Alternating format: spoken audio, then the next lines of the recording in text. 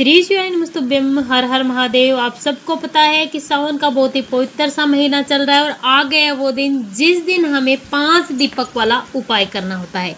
आप सबको पता है कि पूज्य गुरु जी की श्रावण शिव महापुराण की कथा कोरबा छत्तीसगढ़ में चल रही है, जिसमें पूज्य गुरु जी ने 5 दीपक वो भी 7 दिन प्रज्वलित करने वाला बहुत ही प्यारा सा उपाय बताया है। पूज्य गुरु जी ने बताया कि अगर आपके जीवन में बहुत सारी परेशानियां आ रही है, कष्ट आ रहे हैं, आपकी कोई भी मनोकामना है जो पूरी नहीं हो पा रही है, आपको नौकरी नहीं मिल पा रही है, व्यापार और कारोबार आपका ठप पड़ा है, आपकी दुकान नहीं चल रही है, अगर आपके जीवन में कर्ज बढ़ता जा रहा है, बीमारियां बहुत ज़्यादा है, किसी भी कारण से अगर आपका परिवार और आप बहुत ज़्यादा परेशान हैं, आपको किसी भी उपाय को करने का कोई भी अगर फ़ायदा नहीं मिल पा रहा है, तो आपके लिए इस सावन के महीने में 5 दीपक वाला उपाय बहुत ही महत्वपूर्ण और विशेष है, जो आपको जरूर करना चाहिए। पूज्य गुरु जी ने इस उपाय को करने के लिए महत्वपूर्ण 5 दिन बताए हैं, उनमें से आप किसी भी दिन इस उपाय को कर सकते हैं इस सावन के महीने में। पूज्य गुरुदेव जी की कथा से सुन करके समझ करके आपको समझाने का पूरा प्रयास करूंगा, परंतु उससे पहले अगर आप भी महादेव के सच्चे भक्त हैं, महादेव की कृपा प्राप्त करना चाहते हैं, तो चैनल को सब्सक्राइब करके कमेंट बॉक्स में हर हर महादेव जरूर लिखिए। चलिए बात करते हैं आज के उस 5 दीपक वाले उपाय की, जो पूज्य गुरु जी ने अपनी आज ही की शिव महापुराण की कथा में बताया है। इस उपाय को आपको कैसे करना है, कब करना है, कहाँ करना है, दीपक आपको कौन सा तैयार करना है, दीपक में आपको क्या डालना है और कौन कौन से वो 5 दिन हैं जिनमें से आप किसी भी दिन इस उपाय को कर सकते हैं। तो इस उपाय के लिए सबसे पहले आपको आटे के दीपक नहीं लेने हैं, आपको लेने हैं मिट्टी के 5 दीपक, जो दीपक नए होने चाहिए। आपको इस उपाय को करना कब है, वो कौन से 5 दिन विशेष हैं जिनमें से आप इन उपायों को किसी भी दिन कर सकते हैं। सबसे पहला, सावन मास की पंचमी तिथि के दिन आप इस उपाय को कर सकते हैं। सावन महीने में 2 पंचमी आती है, 2 में से आप जब चाहे इस उपाय को करें।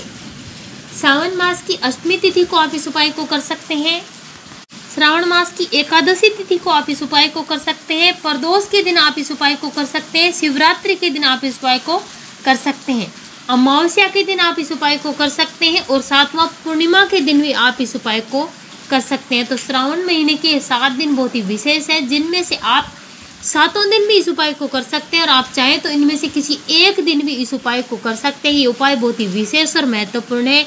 भिखारी से भिखारी आदमी भी करोड़पति बन जाता है जब इस उपाय को किया जाता है। ये उपाय पूज्य गुरु जी ने 2 साल पहले भी बताया था, जब पूज्य गुरु जी की कथा मैनपुरी उत्तर प्रदेश में चल रही थी। तो मैनपुरी की कथा में पूज्य गुरु जी ने 2 साल पहले इस उपाय को बताया था और बहुत सारे लोगों ने इस उपाय को किया भी और फायदा भी मिला। लेकिन आज फिर से पूज्य गुरु जी ने इस उपाय को अपनी कथा में बताया है, 3रे दिन की श्रावण शिव महापुराण की कथा में। अब बात आती है कि इस दीपक में बाती कौन सी लगानी है और क्या डालना है। तो इस दीपक में आपको सिर्फ और सिर्फ लंबी बाती लगानी है, गोल बाती आपको भूलकर भी नहीं लगानी है। और इसी के साथ आपको सिर्फ और सिर्फ गाय माता का घी डालना है, भैंस का घी, तिल या फिर सरसों का तेल आपको भूलकर भी नहीं डालना है।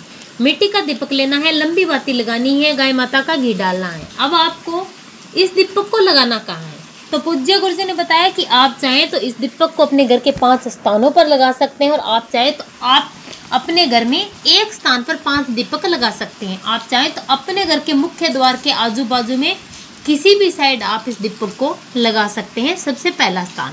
अलावा दूसरा स्थान कौन सा है, तो इसके अलावा जो 4 स्थान बचते हैं वहाँ आपके घर में अगर समी का पेड़ है तो वहाँ लगा सकते हैं, बेलपत्री का पेड़ है तो वहाँ लगा सकते हैं, आप अपने घर के रसोई घर में भी लगा सकते हैं। ऐसे आपको अपने घर में कहीं भी जगह मिलती है वहाँ पर आपको 4 स्थान और चुनने हैं। पहला स्थान आपके घर का मुख्य द्वार, दूसरा समी का पेड़, हो सकता है बेलपत्री का पेड़, अपने घर का किचन, ऐसे 5 स्थान आपको चुनने हैं जिनमें आप 5 जगह पर इस दीपक को लगा सकते हैं। बस आपको इतना ध्यान रहा कि जब आप दीपक को प्रज्वलित करेंगे तो इस दीपक की जो बाती का मुख होगा वो आपको करना है साउथ डायरेक्शन में।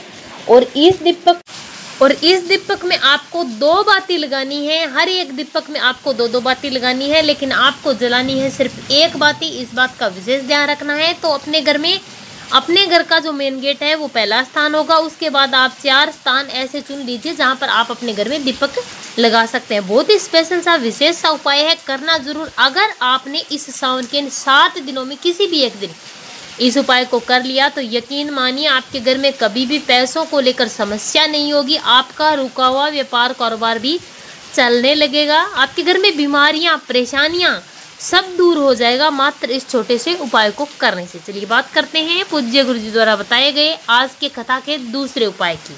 ये उपाय है इच्छा पूर्ति के लिए, मनोकामना पूर्ति के लिए और धन की प्राप्ति के लिए। खास तौर से ये उपाय धन की प्राप्ति के लिए किया जाता है। जब आपके जीवन में धन की कमी होती है, कर्ज बढ़ जाता है, व्यापार और कारोबार नहीं चल पाता है, उस स्थिति में अगर आपने इस उपाय को कर लिया तो निश्चित ही आपके घर में धन जरूर आएगा। इस सावन के महीने में ज़्यादा समय भी नहीं लगने वाला है। पूज्य गुरु जी ने बताया कि आपको लेना है गन्ने का रस। इस उपाय के लिए आपको शुद्ध गन्ने का रस लेना है, उसमें कुछ भी नहीं मिलाना है। साफ सुथरा गन्ने का रस आप निकलवा कर लेकर आए। इसी के साथ आपको लेनी है एक बेलपत्री और इसी के साथ आपको लेना है 1 लोटा जल। बेलपत्री अगर नहीं मिल पाती है तो आप महादेव की शिवलिंग पर चढ़ी बेलपत्री को धो करके दोबारा से उपयोग में ले सकते हैं।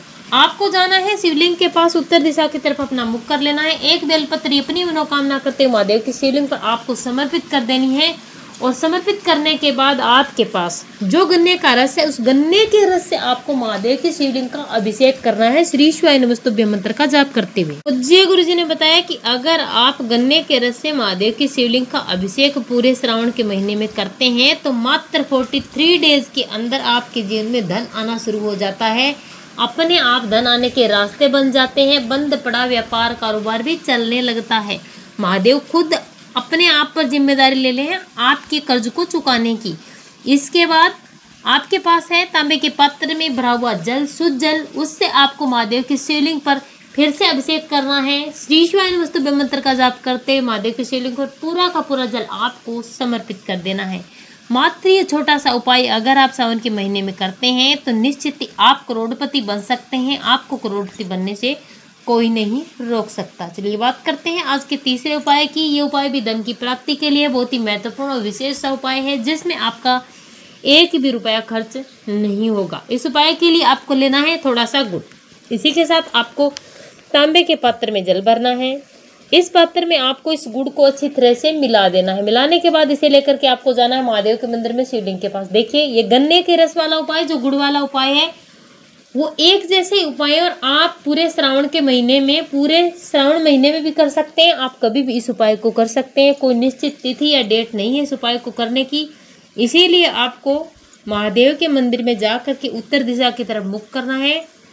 श्री शिवाय नमस्तुभ्यं मंत्र का जाप करते हैं महादेव की शिवलिंग पर ये गुड़ मिश्रित जल आपको समर्पित कर देना है। यानी कि गुड़ मिश्रित जल से आपको महादेव की शिवलिंग का अभिषेक करना है और इसी के साथ आपको शुद्ध जल भी साथ में लेकर जाना है और महादेव की शिवलिंग को शुद्ध जल से साफ कर देना है। श्री शिवाय नमस्तुभ्यं मंत्र का जाप करते हुए 1 लोटा शुद्ध जल उसके बाद आपको महादेव की शिवलिंग पर समर्पित कर देना है। इतना करने के बाद आपको महादेव की शिवलिंग पर सर रखकर अपने दुर्भाग्य को दूर करने के लिए, धन की प्राप्ति के लिए प्रार्थना करनी है। प्रार्थना करने के बाद आपको वहां से अपने घर चले आना है। मात्र छोटा सा उपाय आपको करना है। सावन का ये महीना आपके लिए वरदान है। अगर आपने इन 3 में से कोई एक भी उपाय अगर कर लिया तो आपको धनवान बनने से कोई नहीं रोक सकता। श्री शिवाय नमस्तुभ्यं। हर हर महादेव।